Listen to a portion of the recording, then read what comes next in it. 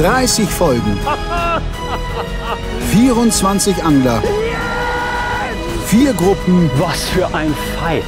3 Zielfische. Ein unglaublicher Zuschauerpreis und ein Pokal. Der YouTube Predator Cup 2021 wird präsentiert von Finnwal, LMAB und Hecht und Barsch.de. Hallo liebe Zuschauer und herzlich willkommen zum zweiten Halbfinale, zum Rückspiel zwischen Dustin Schöne und Patrick Marable. Gestern haben wir einiges an Fisch gesehen. Dustin ist vorne, ich glaube 422 zu 325 Punkte, wenn ich mich nicht verrechnet habe. Das bedeutet, du bist knapp 100 Punkte hinten. Ihr habt beide noch keine Topwater-Fische. Du hast noch keinen Hecht und ich könnte mir vorstellen, dass das auch dein Ansatz ist erstmal heute. Ja, bleibt mir jetzt nichts anderes übrig. Ich muss schnellstmöglich einen Hecht kriegen und bitte so schnell, bevor Dustin die Route im Wasser hat, wäre natürlich das Geilste. Ne, Quatsch, Spaß beiseite, aber er hat nur einen 61er. Das bereitet mir auch Kopfzerbrechen, aber egal, man muss jetzt Gas geben und ja, hart fischen.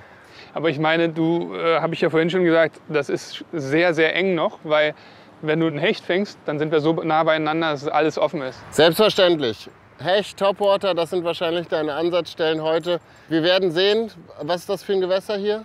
Das ist ein kleiner Kanal, ja, mittlerer Kanal. Hat normalerweise Seerosen am Rand. Ich habe jetzt keine gesehen. Ich weiß nicht, woran das liegt. Aber ja, habe hier in der Vergangenheit Hechte gefangen, auch vereinzelt Barsche. Primär ist es für Hecht. Dann will ich euch nicht weiter aufhalten. Es wird Zeit für den ersten Wurf. Los geht's. Viel Erfolg, aber bitte weniger als ich. Viel Erfolg euch beiden.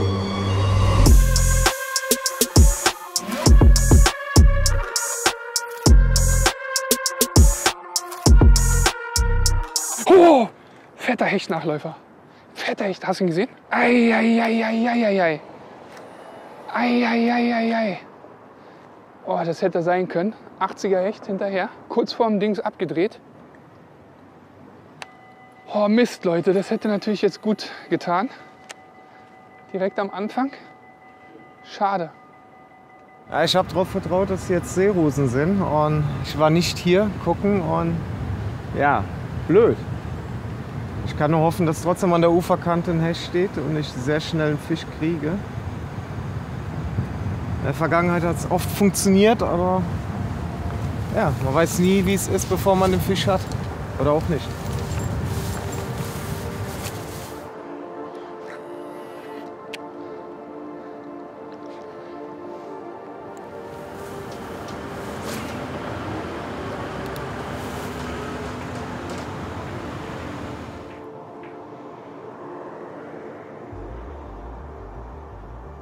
Bald ein Biss.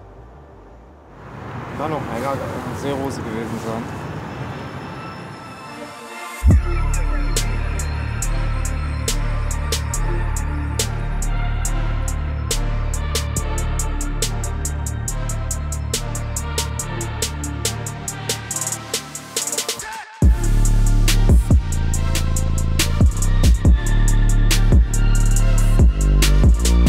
Für meinen Geschmack hier ein bisschen zu sonnig. Auf der anderen Seite ist jetzt noch vom Sonnenstand aus Schatten. Auch da sind ein paar Seerosen, auch da können ein paar Hechte stehen. Deswegen habe ich jetzt Seitenwechsel vorgeschlagen. Es ist einfach die Wahrscheinlichkeit höher, dass was beißt, weil wenn auf diesem Stück schon nichts gebissen hat, ist die Wahrscheinlichkeit relativ hoch, dass auf dem Stück auch nichts mehr beißt. Weil die Hechte stehen hier normalerweise gut verteilt und nicht nur einer auf dieser Strecke. Und wenn sie aktiv sind, wenn sie Bock haben, dann reagieren sie auch relativ schnell.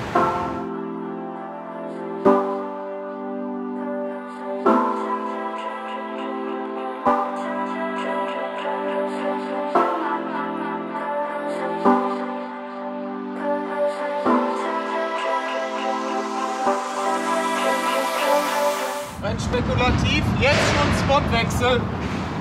15 Minuten. Junge, leg der einen Zahn vor, ey, da kommen wir gar nicht hinterher.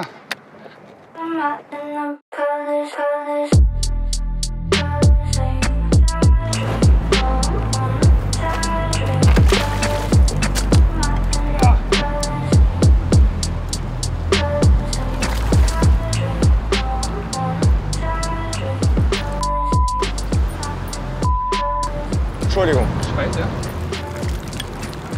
So, Petri, das denn? Ja, das hat sein Hecht. Schon mal gesagt, der Maze Runner lässt mich eigentlich nie im Stich. Kein großer Hecht.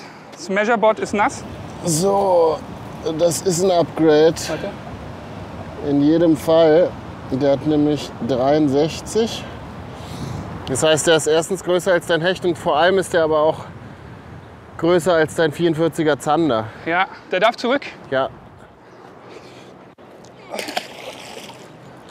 Weiter geht's. Den ersten Fisch des Tages fängt Dustin und auch wenn es kein großer Hecht ist, verbessert er seinen Punktestand. Der 44er Zander vom Vortag fliegt raus und so kommt Dustin nun bereits auf 428,4 Zähler. Hast du einen Fehlbiss gehabt? Ja, genau in dem Moment, als er den Fisch rausgezogen hat, weil ich habe einen Fehlbiss gehabt, geflucht, einfach mal rübergekommen, gesehen, dass er einen schönen Hecht hatte. 70 plus. Nee, 63. Ich habe gesehen, du fischst jetzt einen relativ kleinen Wobbler. Ja, einen kleinen Twitchbait, weil in Kanälen ja, es viel kleine Brutfische, da nehmen die Hechte auch gerne mal einen kleineren Köder. Habe ich auch schon bessere Fische auf so, gerade auf solche Modelle wie hier den gefangen. Auf den hier habe ich sogar schon mal einen 94er gefangen. Was ist das für ein Wobbler? Das ist der Striking Lucky Shad Pro Model müsste das sein. Die Chance ist halt höher, dass nebenbei noch ein Barsch beißt. Für den Fisch, den ich gerade eben verkackt habe, war ein 30 plus Barsch. Der hätte mir auch schon geholfen. Ja, that's the game.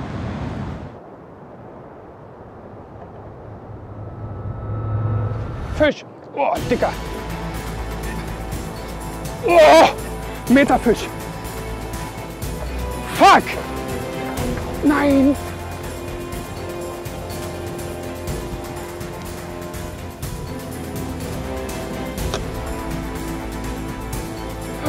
Oh. Alter. Alter. Alter. Das ist ein Meterfisch.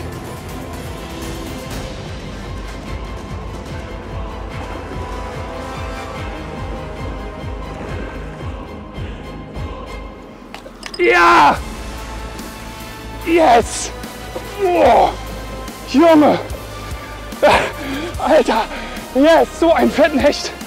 Der Maze Runner! Alter! Jungs! Das ist ein Meterfisch! Oh, ich bin so außer Atem. Ich bin so außer Atem. Ich sag's immer wieder, der Maze Runner, der lässt einen einfach nicht im Stich. Das ist ja so krass. Das ist ja so krass. Der Fisch ist so schwer. Das glaubt ihr gar nicht. Oh, ich bin am Ende. Ich bin so am Zittern.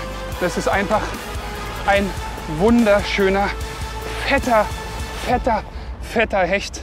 Es ist unglaublich, was das für eine Maschine ist im Wettkampf. Guckt euch bitte diesen Fisch an. Seht ihr diesen Fisch? Oh. 1,1 Meter sogar. Er geht darüber. 1,1 Meter. 1,1 Meter in der Competition auf dem Maze Runner. Das ist der absolute Wahnsinn.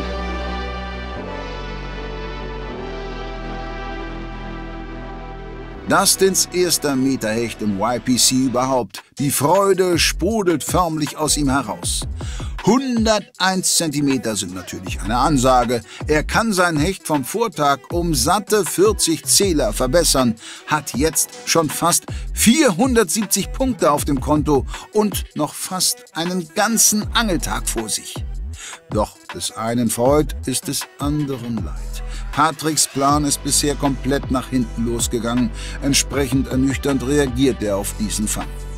Ganz ehrlich, ich werde zwar kämpfen bis zum Schluss, aber ich sehe keine Chance mehr für mich. Jetzt hat er sich mit den Hechten verbessert, sein Plan ist komplett aufgegangen, er hat gestern genau Richtige gemacht.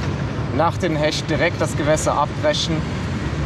Und hätte ich mir den Barschen machen müssen. Nach den 26er Barsch, es wäre zwar nur klein gewesen, aber hätte halt einfach darauf vertrauen können, dass er dann Barsche hätte fischen müssen und ich hätte in aller Seelenruhe meine Barsche verbessern können. Und das war ein taktischer Fehler. Lektion. So locker man es nimmt, letztendlich sind alle Taktiker. Das war klar. mein Handy hier. Nein. Doch. Okay, es ist wasserdicht, ich tauche. Ist ja Spotwechsel angesagt, ist ja vorbei mit Fischen, ne? Jetzt überschlagen sich hier die Ereignisse. Dustin, Meter 1, unglaublicher Fisch. Dann ist er runtergegangen die Treppe, um sich die Hände zu waschen, weil die doch ein bisschen geblutet haben. Und beim Runtergehen auf der Leiter ist ihm jetzt sein Handy ins Wasser gefallen. Es ist wasserdicht und deswegen sehen wir Dustin Schöne jetzt auf Tauchmission.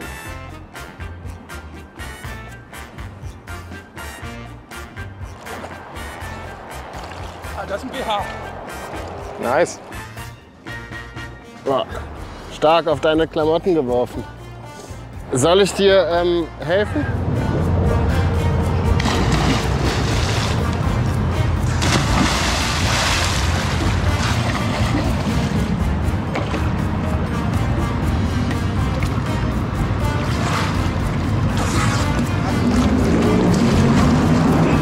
Ich glaube schon, dass wir ins Wasser gehen können. Ich weiß nicht, aber ich finde, der Boden ist sehr schwer zu ertasten. Ja. Ich Weil glaube, der- es liegt hier so. Weil da halt so viel Zeug liegt. Guck mal hier, wenn ich ganz rein. Da hänge ich ein bisschen weiter noch zu dir. Ey, man kann das eigentlich doch aktivieren, oder? Kann man mich nicht anrufen? Ja, ich weiß nicht, ob du da unten einen Empfang hast, aber. Leuchtet. Patrick, kannst du mal probieren, mich anzurufen, bitte?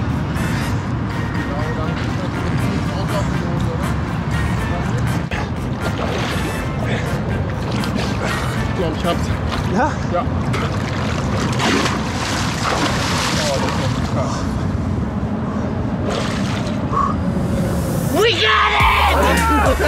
Geiler Typ! Ey! Toni ist die Maschine. Ich hab einen verpassten Anruf von Patrick. Die iPhone-Tauchaktion ist gut ausgegangen, überraschenderweise. Boah. Und ja, Meterhecht für Dustin in der Wertung ist natürlich hartes Brot. Wie auch immer, trotz allem sind wir immer noch im Turnier und du hast jetzt die schwere Aufgabe, diesen Fisch und überhaupt Dustins Full-Cut zu kontern. Erklärst du uns schon, wo es hingeht oder schickst du uns einen Standort, wenn wir im Auto sind?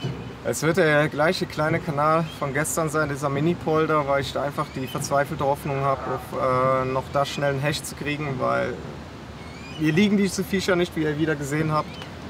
Ich muss irgendwie da versuchen und danach das ein bisschen ärgern, dass ich noch mal in den großen Kanal gehe, weil ich mal weiß, wie sehr er diese Angelei liebt und ich will ihn halt, wenn er schon weiterkommt, soll er es heute auch richtig auskosten. Also werden wir noch ein bisschen an Kanal fischen, mein lieber Freund. Alles klar, Es strahlt schon! weiter geht's.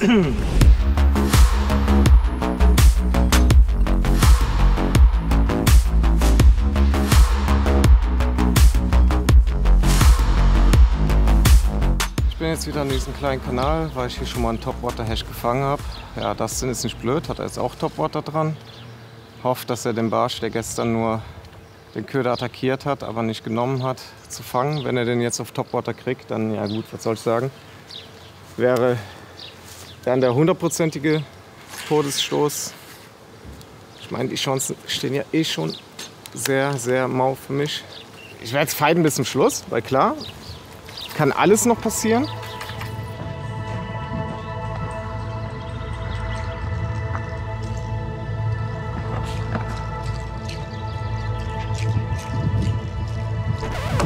Nein! Ey, Was ist das? das war mein Autoschlüssel. Ist nicht dein Ernst. Der ist aus dem Rucksack gefallen. Wie kann das denn sein? Es ist nicht dein scheiß Ernst. Alter, wie kann denn der aus dem Rucksack da rausfallen? Wie kann das denn sein? Ich habe die extra verstaut alles. Das ist nicht lustig, wir sind richtig am Arsch, ne? Wieso?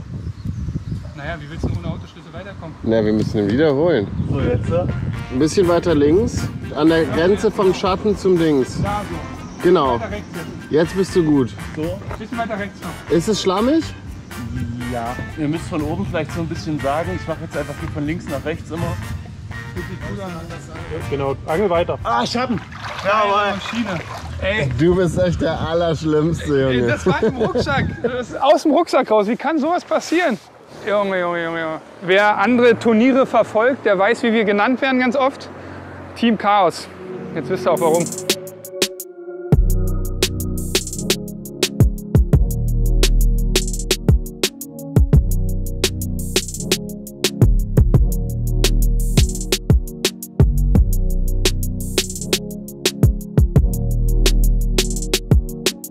Angeln wir weiter oder?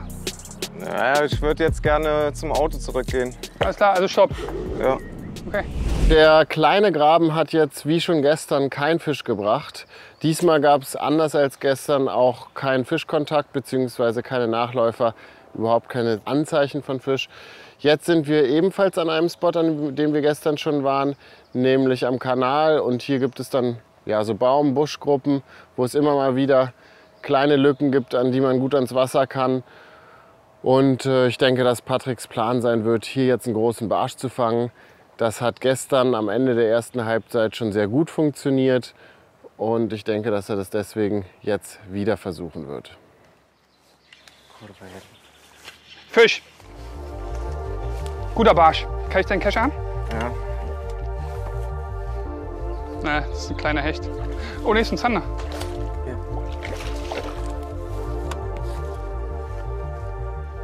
Ja, ist ein Zander. Leider nicht. Kein Upgrade, denke ich. Aber Fisch ist Fisch. Auf Predator 10.05 wieder. Ich glaube, der wird auf keinen Fall ein Upgrade sein. Ganz kurz ranhalten, ne? Safety-mäßig. Halt nur hoch. Nee. Alles klar. Dann darfst du wieder schwimmen, mein Kleiner. Naja, schon mal ein bisschen Aktion, das war schon mal nicht so schlecht. Macht man vielleicht nicht alles falsch. Wie gesagt, 10.05 Predator, ist eine Bank.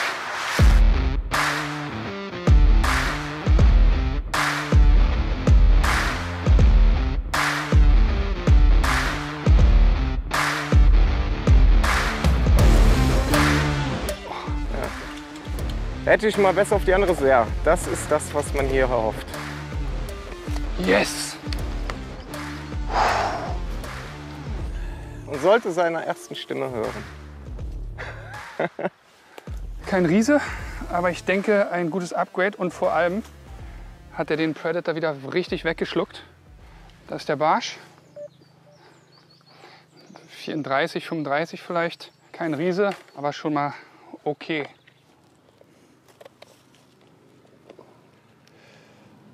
$37, richtig? Yep. Kein Monster, aber wieder ein Upgrade, würde ich mal sagen. Nächste Stelle und Dustin holt sich die nächsten Punkte. Der 37er Barsch ersetzt einen 48er Zander vom Vortag. 480 Punkte stehen jetzt auf dem Scoreboard. So hat Patrick sich seine Aufholjagd sicher nicht vorgestellt. Ja, wie gesagt, der Predator 3,5 Inch lässt mich selten im Stich. Guter Köder auf jeden Fall. Mal gucken, ob er mir noch einen Fisch bringt. Ich habe meinen Vorrat an Jigköpfen übelst massakriert. Ja, das rächt sich halt. Ich habe gedacht, dass ich vielleicht hin und wieder so leichte Köpfe brauchen werde und habe da keine so große Menge geholt. Und dann ist es der wichtigste Kopf überhaupt geworden. Ich fische generell am liebsten so leicht wie möglich. Bisher bin ich hier immer gut gefahren mit leichten Köpfen. Muss aber auch ein bisschen beobachten, was der Dustin macht. Weil der scheint 10 Gramm zu fischen. Mit einem Ticken größeren Köder. Und nicht immer ist das, was bisher funktioniert hat, auch konstant das Beste. Weil Fische haben natürlich auch unterschiedliche Launen. Und ist ja wie bei uns.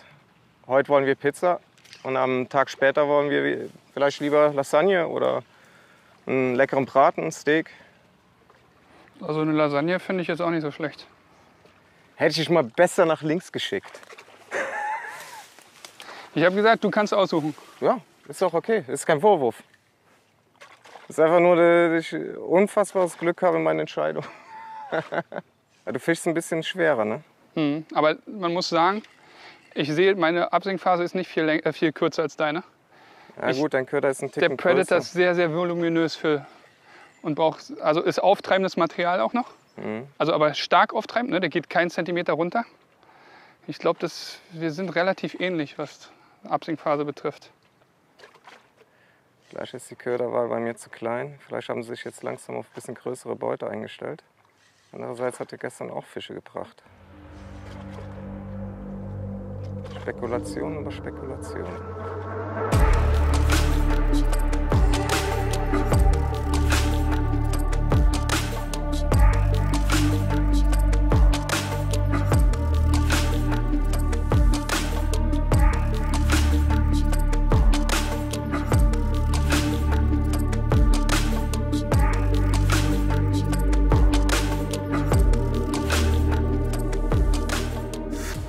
Ja, es wie erwartet, das ist ein extrem starker Gegner. Adaptiert sehr schnell, wenn man irgendwas Neues macht, wo er nicht so versiert drin ist. Kann sehr gut seine reichen Erfahrungen abrufen und hat er bei den Hechten extrem eindrucksvoll bewiesen, aber auch in allen anderen Bereichen. Er hat nie, auf gut Deutsch gesagt, verkackt, er hat immer geliefert. Und das setzt einen unfassbar unter Druck. Und am Ende trägt es definitiv dazu bei, dass man da anfängt, unruhiger zu fischen, Fehler zu machen. Und es wird von Minute zu Minute immer schwerer. Und ich habe einen heiden Respekt. Aber noch ist die Messe nicht gelesen. Aber der Fahrer hat schon angefangen. Er hat schon die ersten Worte verkündet. Bah, Knoblauch pur. Patrick, wie lange noch? Letzter Wurf, dann können wir weiter. Okay. So, der Plan ist schon wieder nicht aufgegangen. Dustin konnte noch einen Zander fangen, zu klein für die Wertung, aber auch einen schönen Barsch, einen 37er. Ihr habt es ja gesehen, 74 Punkte, hat sich wieder verbessert. Puh, der Typ ist echt krank, der geht richtig ab. Und ja, ich muss mir dann was Neues überlegen. Und tatsächlich seht ihr wieder ein Gewässer zum 3. Mal. Ich fahre wieder an meinen Kanal, wo ich zuletzt halt auch den Hecht in der 2. Runde gefangen hatte, sogar 2 Hechte. Deswegen hoffe ich, dass ich da den Hecht noch kriege und meine Barsche. Dass die da wieder meine Freunde sind und der ein oder andere 40er vielleicht bei mir rumkommt und ich das dann noch mal an die Pelle rücken kann. Wird aber sauschwer. Versucht wird bis zum Ende. Drückt mir die Daumen. Aber das ist eine harte Nummer. Ich bin ein bisschen überrascht. Das sieht mehr nach Zander und Barsch aus als Hecht. Lass dich doch mal überraschen. Du bist, ey, Leute, müssen wir mal festhalten, 480 Punkte hat er jetzt, 4 mal Daumen. Und ist immer noch nervös wie ein Kind, das eingeschult wird. Das ist ja heftig. Also, dazu muss ich sagen, ich habe Zeit, jetzt während der Autofahrt ein bisschen nachzudenken. Und ja, habe ordentlich aufgesogen. Also ich bräuchte theoretisch einen 70er Hecht, Topwater-Punkte, 340er Barsch. Und dann wäre ich auf deinem Niveau, solange du nicht dich verbesserst. Es wird übelst. Was ich ganz amüsant finde, Dustin sagt gerne zu mir, auch zu anderen, Maschine. Ich möchte das auf ihn mal ummünzen. Maschine Biturbo ist ab jetzt für mich. Ey. Du bist heute echt Maschine Biturbo, Keule. Mega Leistung bisher, aber jetzt will ich dich noch ein bisschen ärgern. Vorsicht, deine Kiste fällt gleich raus. Ah, das kenne ich. Ja? Dann Viel Spaß, geht's. Genieß es und hoffentlich viele Fische für uns. Ja. Woo! Let's rock and roll.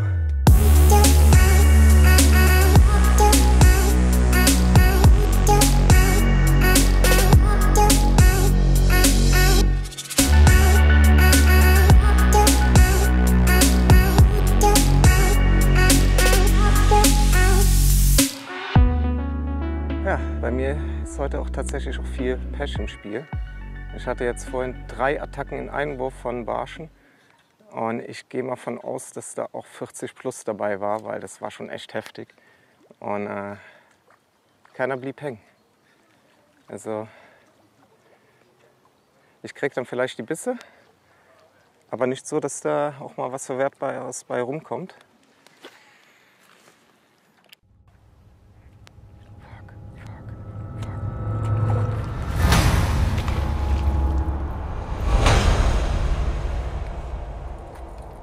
Wie viel Pech kann man haben?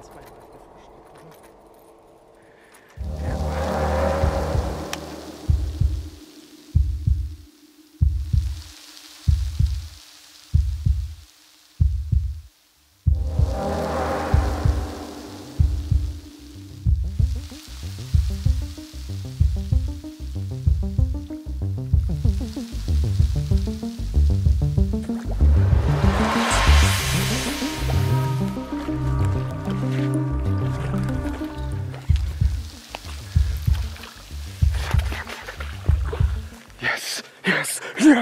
Yes! Boah. Scale!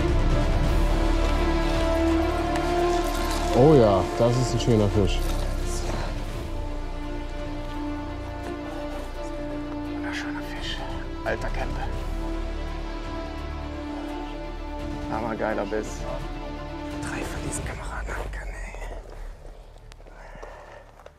So. 43. Genau. So. So, ich setze ihn zurück. Danke, mein Freund. Ciao, Baby. Wow. Am 4. Spot platzt endlich der Knoten und Patricks Plan geht voll auf. Ein großer Barsch auf Topwater, das sind 106 Punkte und eine Verbesserung um 54 Zähler. Ist das der Beginn einer großen Aufholjagd? 106 Punkte, jetzt wird es doch wieder spannend. Haben wir anders gedacht, krass. Was mache ich? Ich gehe jetzt auf Barsch, denke ich. Wieder auf Topwater, wieder am Barsch. Kein Riese. Die Scale ist noch nass. Ich kann nicht abschätzen, wie viel Zentimeter ich brauche, um mich zu verbessern. Kein großer. 29. Gerne größer, aber man muss sich manchmal auch mit den kleineren zufrieden geben. 29er Barsch. Ich glaube, das ist eine Verbesserung zu dem 45er Zander, aber minimal irgendwas plus, minus 1 Punkt, Komma, vielleicht sogar weniger. Und deswegen habe ich mich entschlossen, jetzt ein bisschen anders zu taktieren. Ich lasse die kleinen Gummiköder sein. Eine Route wird Twitchbait sein und die andere Topwater. In der Hoffnung, dass halt ein Hecht auf ein Twitchbait einsteigt und mit Topwater weitere Barsche zu fangen sind. Ich weiß halt, dass hier in den Gewässern man halt konstant mit Topwater fangen kann. Und darauf spekuliere ich halt auch.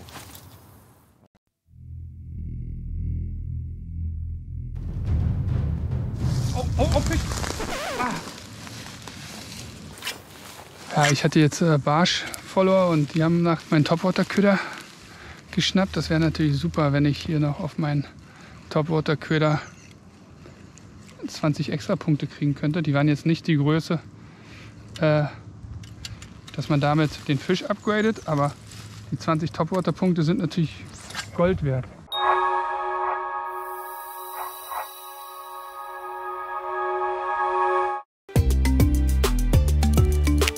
Kurze Würfe, langsames Kurbeln, ultra geiles Angeln. Fisch! Oh. Heute bin ich mit einem neuen Produkt unterwegs und zwar mit dem Lip Jig. Eine Art Jigkopf mit Tauchschaufel. Dieser Lip Jig verwandelt unseren Gummiköder in eine Art Wobbler. Fisch! Das ist der Übeltäter. Lip Jig. Es macht so einen Bock. Also Leute, wenn ihr auch solche tollen Zander fangen wollt, sichert euch den Lip Jig. Das Ding ist eine absolute Waffe.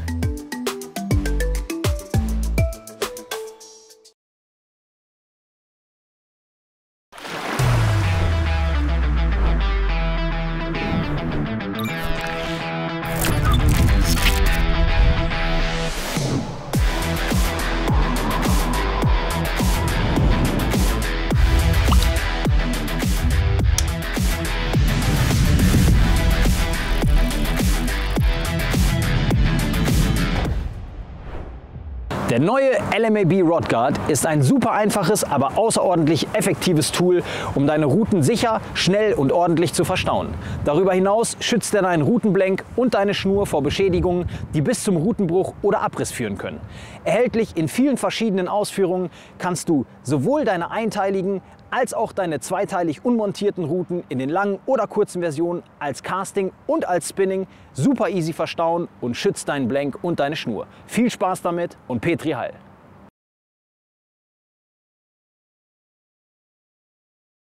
Lure-Lock, robuste Angelboxen, entwickelt von Turnieranglern, hergestellt in den USA und besonders attraktiv für kleine Angelchaoten wie mich. Denn wenn ich mit einem Köder fertig bin und ihn zurück in meine Box packe, dann passiert es häufig, dass ich vergesse, entweder die Box überhaupt zuzuklappen oder sie nur so schließe. Und dann kommt es häufig zu einem unangenehmen Angelhakensalat in meiner Box. Ob das jetzt im Rucksack stattfindet oder auf dem Boot bei Wind und Welle. Es ist nicht selten, dass man am Ende am Rumfriemeln ist und seine Köder wieder voneinander befreien muss. Mit den Lure-Lock-Boxen, die die Logic Technology unten am Boden haben, das ist eine Gelflüssigkeit, die in den Boden eingegossen ist. Mit denen passiert das nicht, denn wie ihr seht, bleiben alle Köder an Ort und Stelle. Natürlich könnt ihr sie auch simpel wieder rauslösen. Es haftet kein Gel am Köder und das ist eine tolle Möglichkeit, den Hakensalaten ein Ende zu machen. Für alle, die ein ähnliches Problem haben wie ich, sollte das eine ganz interessante Sache sein. Schaut es euch einfach mal an.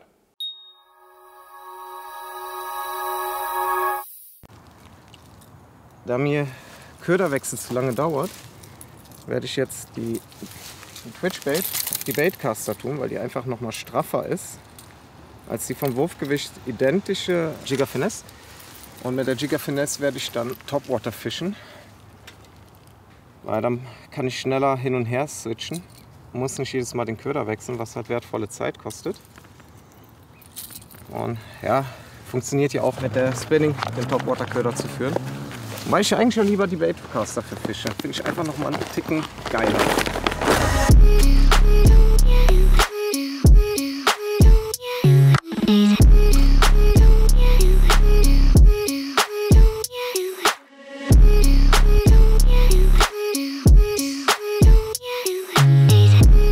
Gerade den größten Anfängerfehler ever gemacht. 2 30er Barsche drauf gehabt oder hinterher gehabt. Einer ist raufgeschossen und ich habe sofort angehauen, anstatt kurz zu warten, bis man den Widerstand spürt. Das ist eine richtig wichtige Punkte gewesen. Ach, Mist, ey.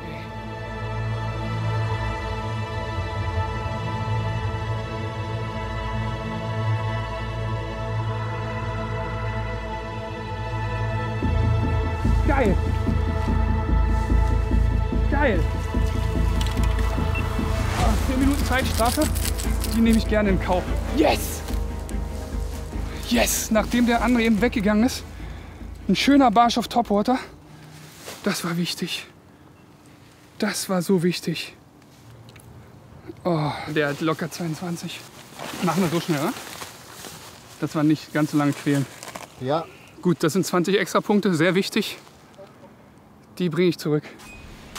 Dustin ist heute wirklich ein mehr als undankbarer Gegner. Mit den Topwater-Punkten hatte Patrick ihm endlich etwas voraus. Da kontert er prompt und holt sich den Bonus ebenfalls. Er steht nun bei exakt 500 Punkten. Beeindruckende Performance. Gegenüber sieht die Haubentaucher. Der eine direkt an der Sprungwand ist bei der Jagd. Sieht man daran, dass er den Kopf unter Wasser hält und nach Fischchen sucht. Und was ganz witzig ist, wenn Haubentaucher jagen, dann schlagen sie auch gerne mal mit den Füßen richtig im Wasser und machen richtig drrrr. Und damit scheuchen die kleine Fischchen auf, damit sie die dann halt besser packen können. Ist halt echt schön manchmal zu beobachten. Also es ist einer meiner Lieblingsvögel. Ja, I love fishing. I love nature.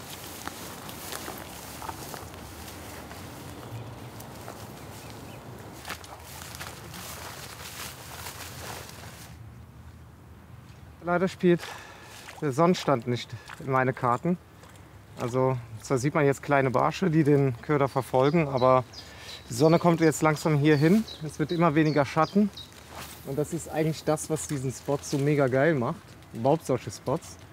Und ich vermute, die Fische werden auf die andere Seite gehen. Jedoch ist dort ein bisschen zu viel von den Eichenprozessionsspinnern und deswegen habe ich uns das erspart. Hoffen wir da trotzdem hier irgendwie, was noch geht. Ich bleibe immer noch bei dieser Taktik, Topwaterbait entlang Ufer, weil im Flachen, direkt unter dem Uferkraut an der Spundwand entlang, da stehen gerne die dicken Barsche, besonders wenn da eine Hecke oder so ist. Und wenn man möglichst platziert daran den Topwaterbait vorbeizieht, hat man relativ gute Chancen, dass auch eine Attacke kommt. Nein! Scheiß Baum, ey.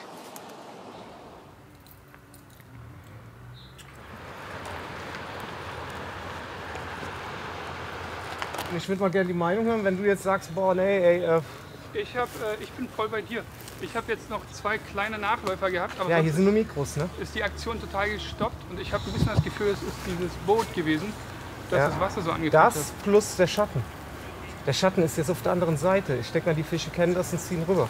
So, Patrick, Planänderung? Ja, Dustin hat bestätigt, was ich auch jetzt gerade eben mir schon gedacht habe, dass hier vorne in der Sonne sind nur noch die kleinen Barsche am Folgen und vielleicht liegt es auch an dem Schiff, das vorbeigefahren ist und das Wasser angetrübt hat. Ich glaube, es liegt auch am Schatten und deswegen ja, fahren wir jetzt wieder ein Stückchen hoch an eine Brücke, wechseln dort die Kanalseite und hoffen, dass wir dort Spots finden, die man gut befischen kann, dass wir euch noch möglichst viel Fisch präsentieren können. Weil am Anfang hatten wir hier Schatten, ne? Ja, die Sonne eben. ist halt gewandert, jetzt ist der Schatten auf der anderen Uferseite. Ja. Vielleicht zur Erklärung. Genau. Das ist auch generell ein Tipp an euch, Leute. Wenn ihr im Sommer an Kanäle geht, sucht die Schattenseite auf. Oder auch wenn ihr an einem Fluss seid, die Sonne knallt, die Fische beißen nicht. Guckt, ob ihr einen Kanal in der Nähe habt. Klar, kleine Flüsse funktionieren auch, wo Schatten aufs Wasser geht. Da findet man die Fische. Alles klar. Dann gucken wir mal, ob es stimmt.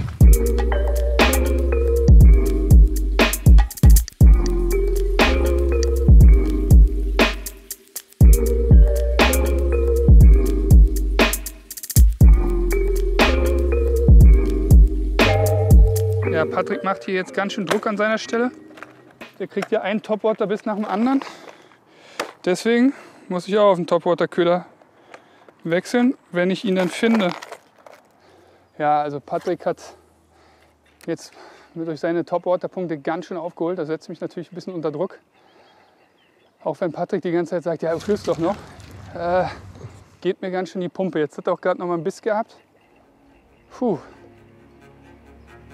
Würde ich mir natürlich anders wünschen.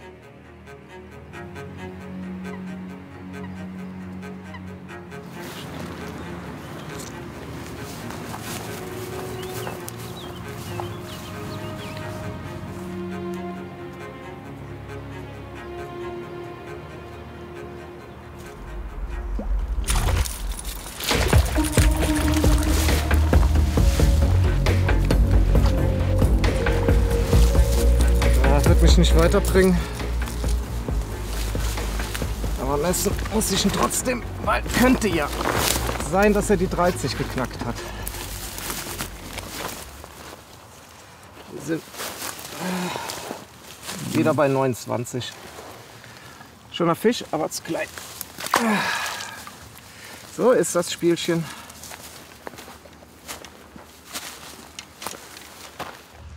Hatte jetzt einen Nachläufer von so einem Schwarm 30er. Keiner hängen geblieben, aber es war auf Topwater. Den Topwater-Punkt habe ich schon und ein 30er bringt mir nichts. Ein 32er Barsch, glaube ich, wäre ein Upgrade zu meinem Das ist richtig, zu deinem 63er Hecht. Genau. Mal gucken. Geht auf jeden Fall was. Noch lange nicht gelaufen, das Ding. Wir haben noch 1 Stunde 45 Minuten Zeit. Puh. Ich bin nervös. Jeder, der von euch schon mal so einen Wettkampf mitgefischt hat, kann das wahrscheinlich nachvollziehen. Das ist ganz schön Druck. Ich finde es viel, viel krasser, als wenn man in einer Gruppenphase alleine fischt. So, hier kriegst du natürlich alles mit, wie der andere fängt, wird Druck aufgebaut und so weiter. Toni stichelt auch noch mal ein bisschen rum, der Moderator. Aber jetzt noch einen schönen Fisch fangen, hoffentlich einen schönen Barsch und dann hoffentlich ins Finale einziehen. Das wäre jetzt echt ein Traum.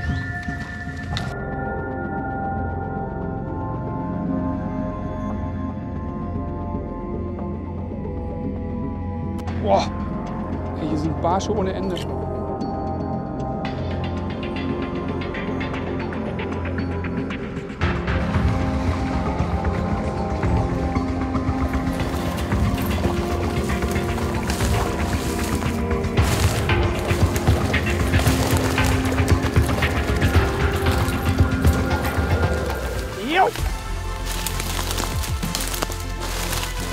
Fetter Barsch!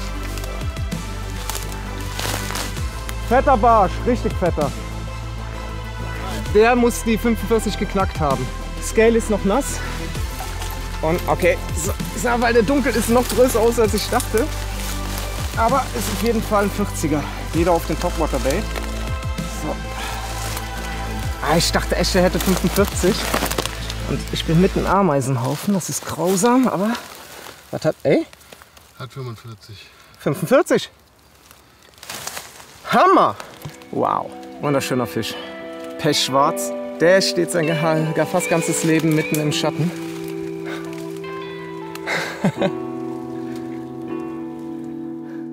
Patrick ist zurück im Kampf ums Finale.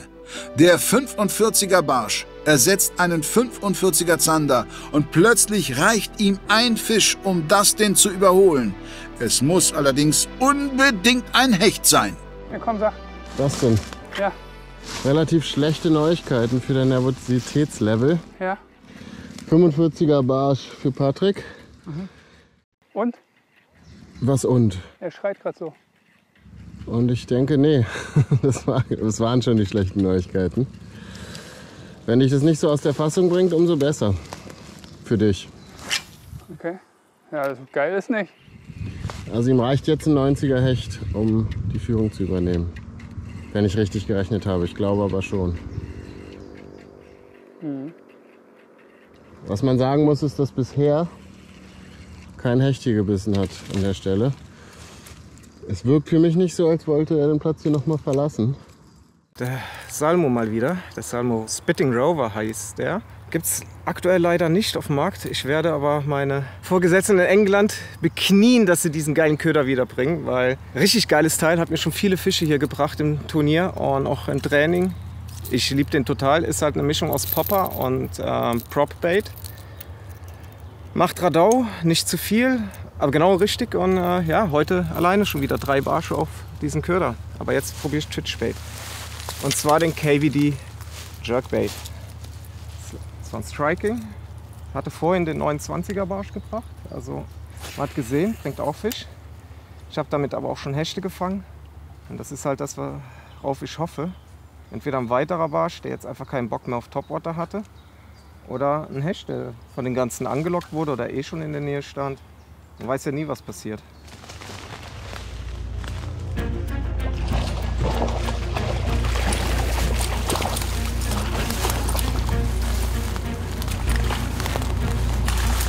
Nein, nein, nein! Yes! Yes! Yes! Ja, aber er hat jetzt so geschrien, dass er, glaube ich, noch was gefangen hat, oder? Ich kann noch mal rübergehen. Das habe ich nicht mitbekommen. Toni, willst du kommen?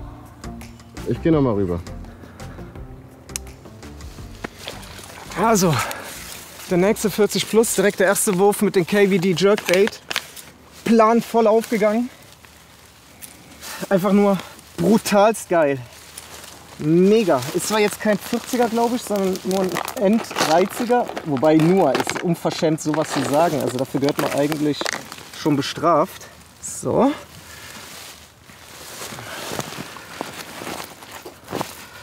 Könnte trotzdem... Ja, ist ein 40er.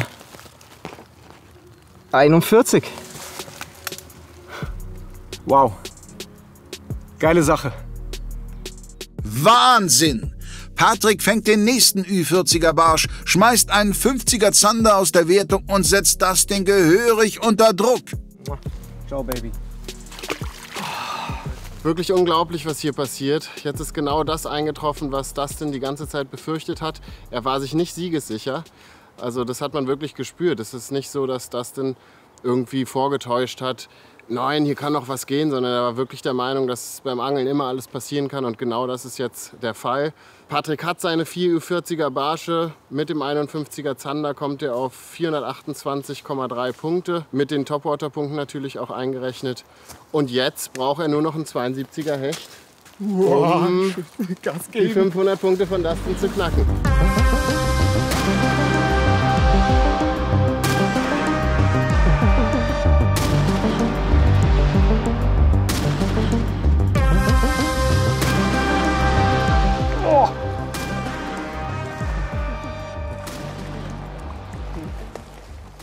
Der Fisch bringt mir leider nichts.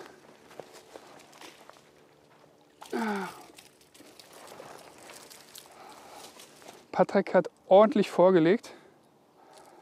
Ordentlich. Ich brauche jetzt nur noch einen 70er Hecht, um an mir vorbeizuziehen. Puh, das ist schon eine Hausnummer. So Patrick, die bleiben noch so ungefähr 55 Minuten. Du hast keinen Spotwechsel angesagt, das heißt, du möchtest hier bleiben und hier einen Hecht fangen.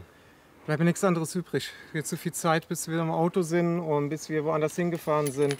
Und hier können wir wenigstens dazu beitragen, dass die Moskitos was zu fressen haben. Ja, das ist auch aktiver Tierschutz. Besonders wenn man sie kaputt haut. Nee, aber bleibt ja nichts anderes übrig. Das bedeutet, Dustin hat die geile Chance, noch einen 40 plus zu fangen. Naja, jetzt mach dich mal nicht kleiner als du bist. 70er Hecht hast du ja hier gefangen im Training, oder? Nicht im Training, im Wettkampf sogar. 70, aber noch nicht drüber. Alles klar. Ich glaube auf jeden Fall, dass hier Hechte drin sind, die über 72 sind oder 72. Insofern ist bis zum Schluss alles offen und das spürt man jetzt auch. Die Anspannung ist auf jeden Fall bei beiden Anglern da und so soll es sein. Bis zum Ende spannend, bis zum letzten Wurf.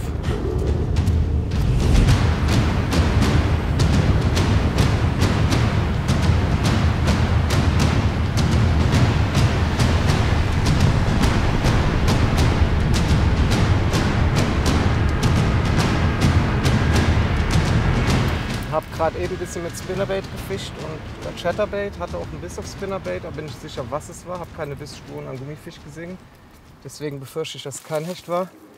Ich werde jetzt wieder auf den Twitchbait umstellen, also auf den KVD Jerkbait, aber diesmal eine Nummer größer. Gerade noch halbwegs, ja, ne, ist gut, fischbar noch mit dieser Route. Und ich hoffe halt einfach, dass ich damit entweder noch einen richtig geilen Barsch für die Kamera, für den Spaß oder halt einen Hecht kriege. Auf jeden Fall habe ich einen Fisch. Einen kleinen Hecht.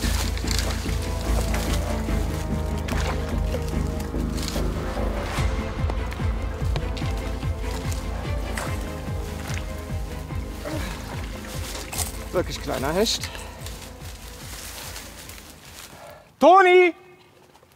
Kleiner Hecht!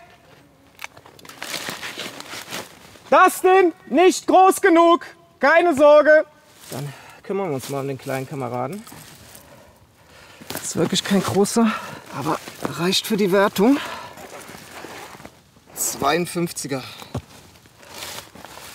Also, wirklich ein kleines Fischchen. Aber zumindest habe ich jetzt eine Full Card, finde ich schon mal geil.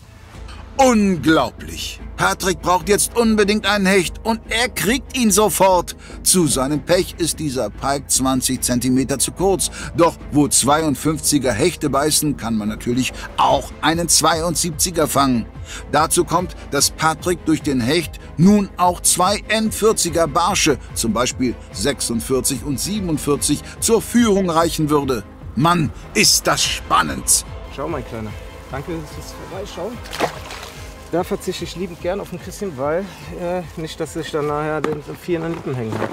Es war eh übertrieben, aber in der Euphorie vom Turnier macht man nicht immer Dinge, die man sonst auch tut.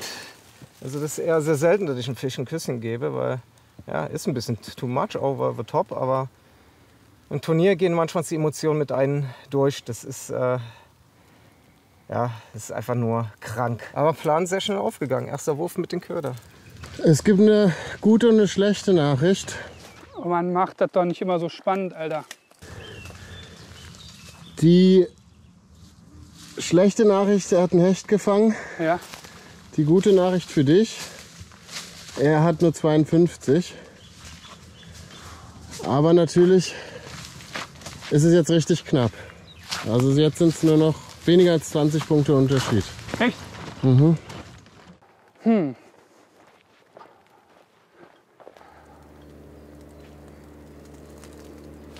So, Patrick, du hast ja die ganze Zeit schon ein gewisses Nervositätslevel gehabt, schon vor dem Wettkampf. Das muss sich jetzt besonders krass anfühlen. Ehrlich gesagt, ne? Jetzt bist du tiefenentspannt?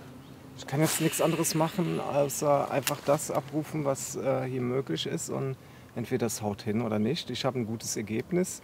Wenn ich jetzt ausscheide, klar, bin ich traurig, aber hey, ich bin im fucking Halbfinale. Das ist schon mega geil, um gegen das ein schöner auszuscheiden.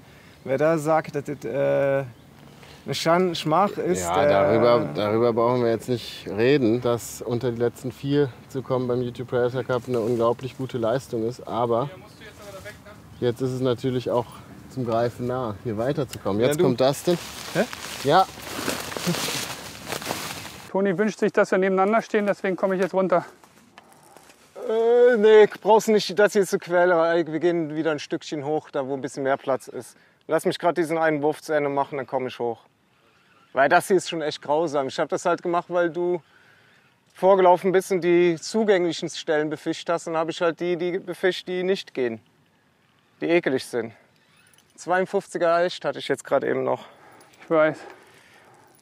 Bin ich jetzt nicht so amused drüber. Keule, Keule, Keule. Der 52er, der kann nicht wehtun.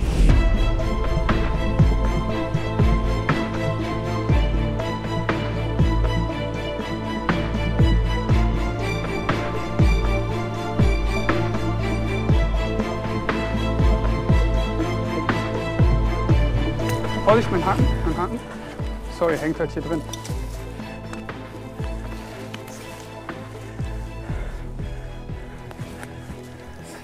Reicht aber nicht. Alter! Im kurzen Moment hat er richtig Gas gegeben. Und ich hatte das Gefühl, der wäre größer. So. Aber eine kleine Verbesserung. Ist vorne nicht dran. Ja, ich weiß. Jetzt ist er dran. Das ist ein 56er. Ja. Das bedeutet, ich weiß gar nicht, wie groß der andere war, 52, also 4 cm mehr. Immer noch zu wenig. Danke, mein Kleiner. Der nächste Hecht beißt und wieder ist er ein bisschen zu kurz. Doch der Hecht verbessert seine Wertung um weitere 4 Punkte und die Fische beißen. Patrick braucht 2 mit 40er Barsche oder einen 72er Hecht fürs Finale. Das ist ein KVD Jerkbait, eine schöne barschige Farbe. Darauf habe ich halt hier gesetzt, weil sehr viele Barsche sind und ihr habt es ja auch gesehen, wie schön grün die sind. Mühsam ernährt sich das Eichhörnchen. Sobald der Spot ausgefischt ist, ist der nächste guten Fußmarsch und da gehen wertvolle Minuten flöten. Und wir reden hier wirklich von Minutenarbeit. Ein paar Minuten können hier schon einen Unterschied ausmachen. Ich will nicht wissen, wie wenig Zeit mir noch bleibt. Ich glaube, irgendwas um die, ich schätze mal 17, 18 Minuten. Die Fische haben richtig geil Bock. Beißen exzellent.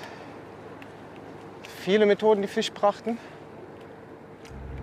Aber der große Wurf fehlt.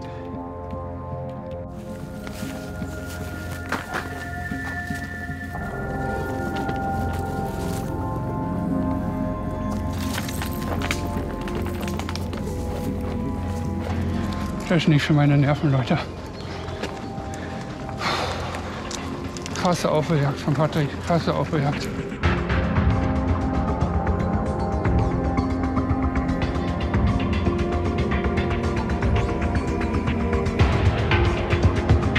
Wir sind an der mutmaßlich letzten Stelle.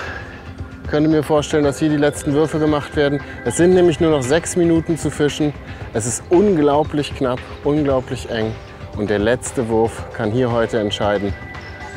Krasses Halbfinalrückspiel. Richtig, richtig spannend. Ich bin begeistert.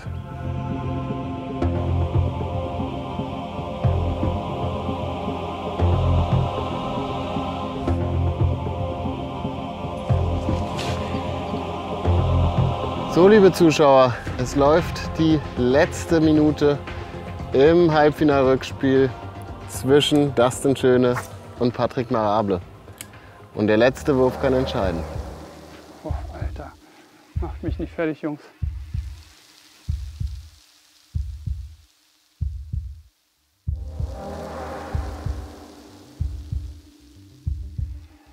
Wie lange noch? Ich sagte genau, wenn es vorbei ist.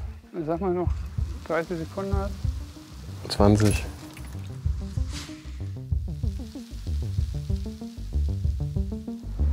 Jetzt. Vorbei? Es ist vollbracht. Ja! Fuck! Alter, das war nicht gut für mein Herz.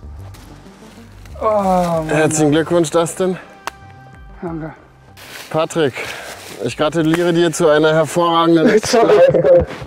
Hast extrem gut geangelt. Danke. Wahnsinnsaufholjagd. Kannst wirklich stolz auf dich sein. Ja, Also das meine ich echt ernst. Also nicht nur heute, sondern auch das ganze Turnier über. Unglaublich. Mit meinem Brust, ey. Glückwunsch! Danke. Wirst du nicht.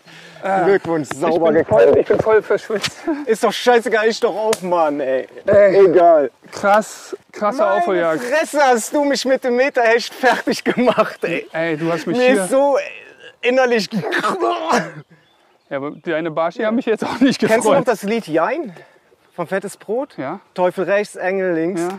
Ja, der Teufel, boah, hau dem einen aufs Maul, der Engel. Gratuliere, ey, fetter Fisch. Diese Aufholjagd war krass. Da hätte ich auch nicht erwartet. Hat Spaß gemacht. Ja, mir nicht am Ende, muss ich ganz ehrlich sagen. Also mir hat es natürlich Spaß gemacht, aber am Ende war einfach nur noch Nervenkrieg. Und dann fischt man auch anders. Aber Keule, du hast es dir absolut verdient. Du hast am Main-Spot einen 43er Barsch am Kanal gefangen. Dann waren wir heute dort. Da hast du einen 37er gefangen. Zander, ich nichts.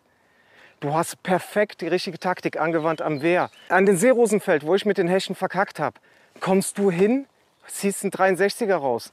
Ich bin nach links gegangen, hab da hingeworfen, nix. Du wirfst ein Spinnerbait, Meter 1. Wer so geil abliefert, hat es mehr als verdient, ins Finale zu kommen. Danke dir. Definitiv, Mann. Danke dir. Hammergeil, Respekt. Ja. Leute, ich habe gegen einen sehr guten Angler verloren und ich gegen einen sehr guten gewonnen. Und fuck, war das eine geile Show bisher. Hat Spaß gemacht. Ja, also ich muss sagen, überglücklich. mir hat es auch Spaß gemacht, aber das Ende war wirklich hardcore. Was hältst du davon, wenn wir mal komplett ohne Competition mal angeln? Ja, gerne. Dann macht bestimmt. Nach der Competition mache ich erstmal eine Weile keine Competition mehr. Einen Monat. Ja, geil. Jetzt kann ich endlich wieder mal Gewicht zunehmen. Ich muss nicht mehr laufend in Holland sein und hin und her düsen. Und ich kann endlich wieder daheim und anfuttern. Ich habe so viele Kilos, nein, nicht viel, aber einige Kilos abgenommen in der Trainingsphase und Turnierphase. Und meine Frau, bzw. Freundin, wird auch glücklich sein. Und, dass du mal wieder da bist. Ja, und ja. Ich weiß nicht, ob es üblich ist. Ich möchte es einfach nur kurz loswerden. Ich möchte mich definitiv bei der Unterstützung bei ein paar sehr engen Leuten bedanken, weil das liegt mir jetzt am Herzen. Kev, Marcel, Steffi. Kev Van Damme? Nee, Kev kennst du nicht. Steffi, Jürgen und Fips, Patrick. Danke für alles, was ihr getan habt. Mit den Spots, Vorschlägen, die endlosen Gespräche, besonders Kev und Marcel. Die sind auch froh, wenn es vorbei ist, denn die habe ich wirklich genervt. Ja. Und Toni ist jetzt nicht dabei. Wie immer, es würde mich freuen, wenn ihr das Video für uns... Ach so, ne, er kommt. Dann kann er das nämlich machen. Ich wollte euch die Bühne überlassen hier, den beiden großartigen Anglern des heutigen Tages. Ich wollte mich mal ein bisschen zurückziehen. Was wolltest du sagen? Ich wollte sagen, ihr solltet das Video liken, weil das war echt eine krasse Aufholjagd. Abonnieren, kommentieren und wünscht mir ganz viel Glück beim Finale. Und danke dir, mein Freund. Wehe, du gewinnst nicht. Ich will gegen den Sieger verloren haben. Mal sehen. Ja, ich habe nichts hinzuzufügen. Ich bin auch völlig durchgespitzt, muss ich sagen. Man musste die ganze Zeit hinterher rennen und auch für uns war es echt spannend. Ihr habt eine großartige Show geliefert. Wir freuen uns natürlich, wenn ihr das mit Feedback honoriert und dann sehen wir uns im Finale. Ciao. Dustin Schöne und Jan Pusch. Ciao. Junge. Ein komplett verrückter Angeltag mit versunkenen und wiedergefundenen Smartphones und Autoschlüsseln, einem Meterhecht, mehreren Ü40er Barschen, Topwater-Punkten für beide Angler und einer unglaublichen Aufholjagd geht zu Ende. Dustin Schöne zieht ins Finale ein, indem er gegen Jan Pusch um den Titel angeln wird. Das Finalhinspiel zeigen wir euch am Donnerstag, den 23.12. um 20 Uhr. Wer den Pokal mit nach Hause nehmen darf, erfahrt ihr dann am ersten Weihnachtstag, am 25. Dezember ab 18 Uhr. Ja, und schon mal fröhliche Weihnachten. Ciao, ciao.